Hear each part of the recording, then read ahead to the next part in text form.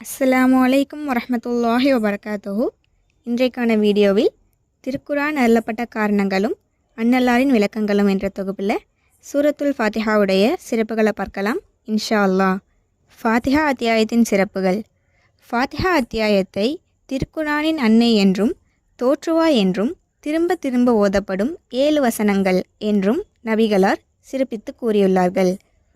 எனது உயிர் யார் கைவசம் உள்ளதோ அவன் மீது சத்தியமாக, தவ்ராத்திலும் இஞ்சிலிலும் சபூரிலும் ஏன் திருக்குரானிலும் இதுவல்லாது இது போன்ற ஓர் அத்தியாயம் இறக்கப்படவில்லை.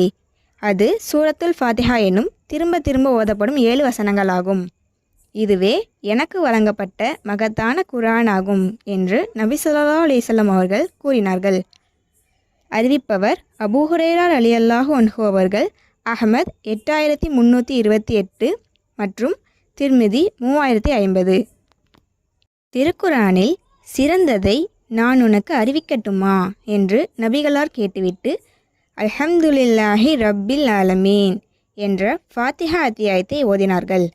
அறிவிப்பவர் அனஸ் ரலியல்லாஹு அன்ஹு அவர்கள்.